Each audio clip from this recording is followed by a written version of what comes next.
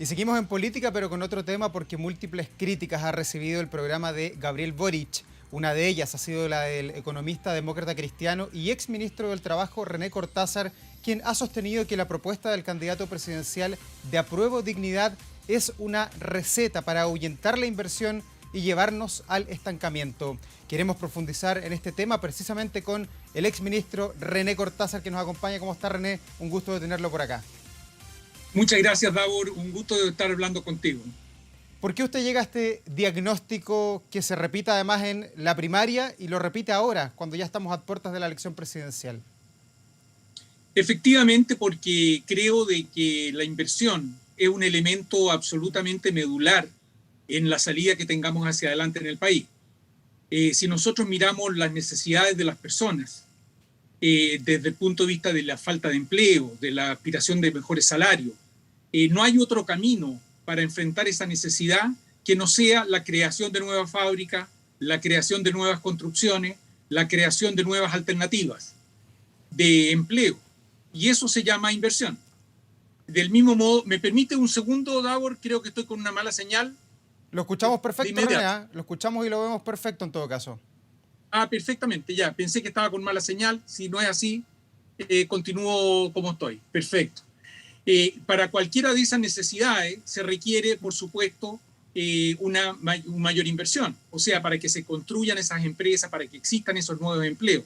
Del mismo modo, hay una frustración muy grande de las personas con el tema de la salud, con el tema de la educación, con el tema de la delincuencia y el narcotráfico. Y para todas esas necesidades de las personas se requieren más recursos fiscales.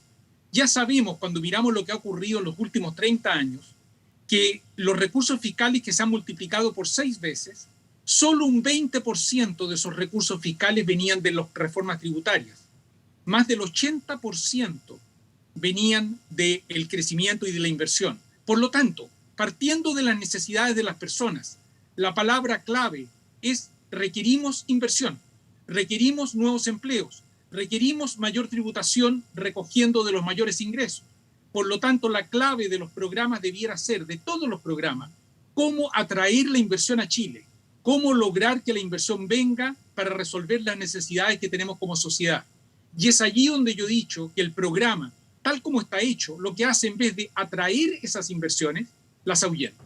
Pero René, y creo que las medidas producen ese efecto. Sí, René, pero esa mirada que usted tiene no es una receta que ya hemos conocido, no es quizás un paradigma de los 90 que ha faltado ayornarse en el tiempo. Para nada. Piensa lo siguiente, Davor. Si usted fuera un inversionista, usted hoy día en el mundo, cualquier inversionista, sea nacional o extranjero, tiene perfecta movilidad entre los países. Usted aprieta una tecla y cambia de país. Por lo tanto, lo que usted hace al escoger dónde invertir es ver cuáles son las reglas básicas del juego de ese país y si eso le resulta más o menos atractivo que invertir en otro país. ¿Qué ocurre a usted? No es paradigma de nada. Le estoy hablando de la realidad de hoy. Usted como inversionista, si yo le digo a usted, si usted invierte en Chile, señor inversionista, sepa que ya hoy día Chile tiene un impuesto a las utilidades de las empresas que es un 20% superior al promedio de los países desarrollados. 20% superior. Ahora queremos decirle que en el nuevo programa ese impuesto lo vamos a aumentar. Vamos a crear un impuesto patrimonial, vamos a crear impuestos sectoriales, vamos a aumentar el impuesto a las utilidades distribuidas.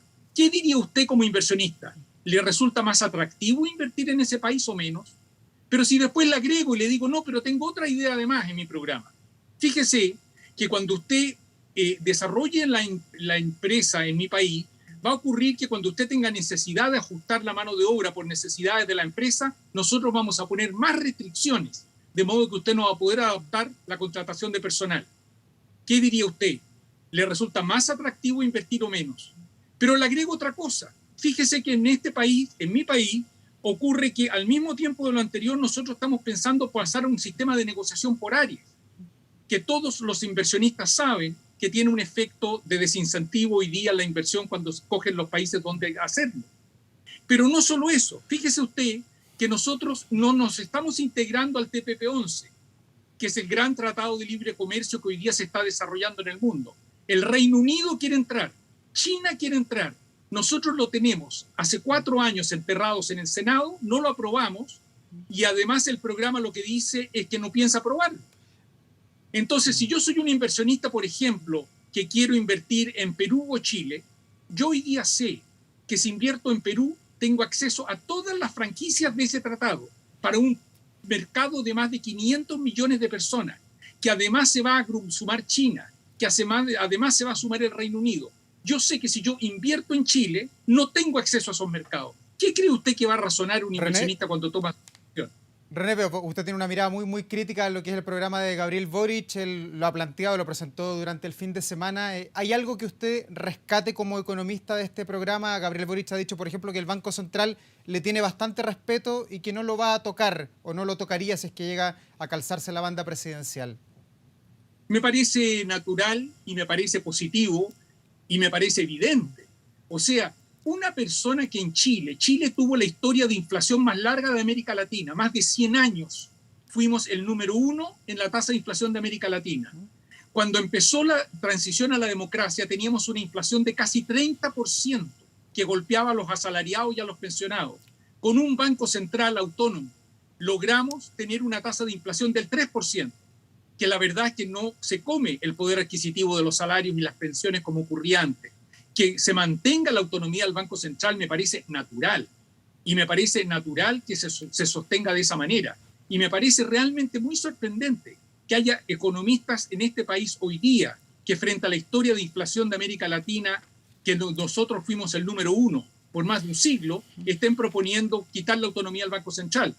Me parece natural lo que hace el programa de asegurar su autonomía.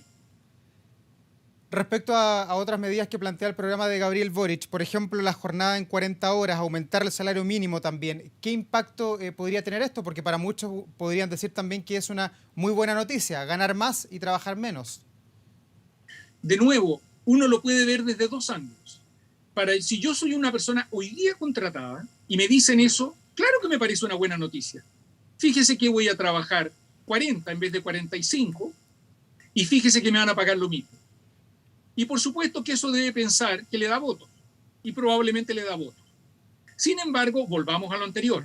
Si nosotros necesitamos para que se creen nuevos empleos, para que haya recursos para la salud, la educación, para enfrentar la delincuencia y el narcotráfico, si lo que queremos es atraer nuevas inversiones a Chile, y yo a usted le digo, de nuevo, Davor, a usted, no hablando de 30 años atrás, sino que hoy día, le digo, ¿qué prefiere usted? Que le digan de que el país va a seguir como está o que le digan no, ahora en Chile sus trabajadores en vez de trabajar 45 horas van a trabajar 40 y van a ganar lo mismo. Usted sabe entonces que para producir lo mismo va a tener que contratar 10% más de trabajadores. Yo no digo que eso no tenga un lado positivo, obvio que lo tiene para el que ya está contratado. Lo único que digo es que cuando uno suma lo que estamos proponiendo en impuestos, más medio ambiente, lo que estamos proponiendo en materia de reglas laborales, lo que estamos proponiendo en materia de tratados de libre comercio. Cuando uno suma todo eso, ¿qué es lo que concluye? Concluye que el país dejó de ser atractivo para los inversionistas. Hace 2 meses atrás, el Bank of America publicó su estudio ¿Dónde invertir en América Latina? Siempre los estudios de los bancos internacionales decían, si usted va a invertir en América Latina, escoja Chile. Y si tiene más dinero, escoge Chile de nuevo. ¿Qué decía el informe hace 2 meses? Dice, si usted va a invertir en América Latina, no escoja Chile. Quédese con Brasil, váyase a México, váyase a Colombia, pero no vaya a Chile, porque en Chile se deterioró la política. ¿Y dónde se nota el deterioro de la política? En programas como este, que lo que hacen es frenar la inversión y cerrar los horizontes de las personas. Si yo soy un joven que está en Maipú, y que quiere un empleo para el próximo año que termino mi educación secundaria.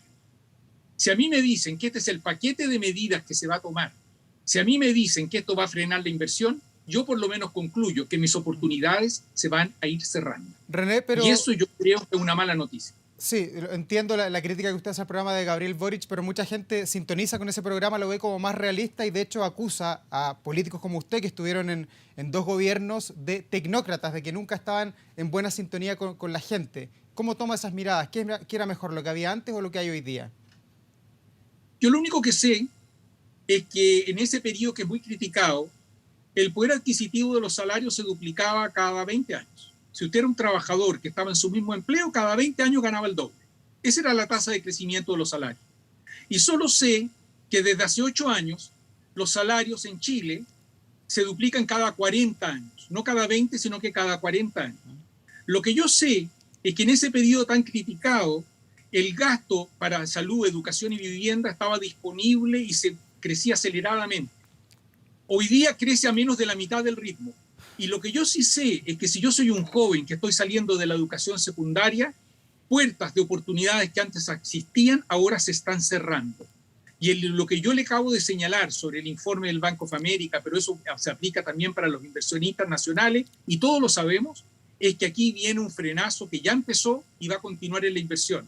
Y eso en concreto para las personas es un frenazo en la creación de empleos, es un frenazo en los recursos para la salud, es un frenazo en el recurso para la educación, es un frenazo en los recursos para el combate a la delincuencia. Y uno puede ir más allá de la discusión ideológica y decir, ¿qué le conviene a las personas? ¿Que estas cosas crezcan o se estanquen? Y por eso yo he dicho, este programa de Gabriel Boric es una receta para el estancamiento. René, ¿y cuál es su mirada sobre el cuarto retiro que se está discutiendo en el Parlamento, que seguramente va a tener algún grado de urgencia en las próximas semanas? Hay muchos parlamentarios de la democracia cristiana que lo quieren aprobar sí o sí y sin ningún tipo de gravamen. ¿Cuál es su mirada sobre este tema? Ya vimos el efecto que está produciendo y todavía no se ha generado. El efecto concreto es que está produciendo es que los retiros es que van a disminuir las pensiones futuras porque va a haber menos ahorros para los trabajadores, ese es el efecto más importante. Segundo, subió la inflación, lo vemos hoy día, no tenemos que adivinarlo, ya pasó con los primeros retiros. Y tercero, y esta es una mala noticia que ha ocurrido en los últimos 30, 60 días, subieron las tasas de los créditos hipotecarios. Yo le digo lo siguiente, una familia donde el jefe de hogar o la jefa de hogar gana 1.200.000 pesos. Hay un segundo trabajador o trabajadora en la familia que gana 700.000. Esa familia, hasta 3 meses atrás, si iba a un banco, le permitían con su sueldo de menos de 2 millones de pesos, le permitían postular a un crédito para una casa que costaba 120 millones de pesos. Hace ese mismo banco con el cual se inscribió, hoy día le está informando a esa misma persona que postuló que con su mismo salario que tiene, dado que subieron las tasas de interés y se acortaron los plazos de los créditos como consecuencia de los retiros, le están informando que en vez de poder comprar una casa de 120 millones de pesos, va a comprar una casa de 80 millones de pesos. Yo le pregunto, Davo, para una familia que ha ahorrado, que ha hecho un esfuerzo para llegar a ese departamento que a ellos les acomodaba y que tenía ese valor, que le digan de un día para otro que en vez de 120 millones solo le va a alcanzar para uno de 80, es una muy mala noticia. Y eso ocurre hoy. No estamos hablando de filosofía, ni el modelo, ni abstracciones. Estamos hablando de la realidad concreta de las personas. Eso ocurre hoy en Chile. Sin ningún tipo de gravámenes, ¿usted sería partidario de aprobarlo? Porque su partido, le insisto, Yasna Proboste, la candidata presidencial del partido, es una de las principales impulsoras. Yo no estoy de acuerdo con aprobarlo con ningún tipo, ni con gravamen ni sin gravamen. Yo no estoy dispuesto, no soy partidario de aprobarlo porque baja las pensiones, porque sube el interés a las personas en sus créditos de las casas comerciales, en sus créditos hipotecarios, y porque genera una dificultad en la vida cotidiana de las personas por la mayor inflación. Y yo sé que la inflación pega ¿a quién? Al que tiene un salario, al que tiene una pensión. Esas son las personas que ven reducido su poder adquisitivo con la inflación. Y por eso yo no soy partidario de los retiros. Yo soy partidario de políticas que no atenten contra el pensionado, que no atenten contra el crédito hipotecario de las personas, ni atenten contra la seguridad de la inflación, que es tan importante para las chilenas y los chilenos. René Cortázar, muchas gracias por esta conversación. Ha sido un placer dialogar con usted. Otro día hablaremos de transporte, que es un tema que nos apasiona a los dos. Muchas gracias, Davor. Que esté muy bien. Ha sido realmente un gusto y muchas gracias por la invitación. Chao, buenas tardes.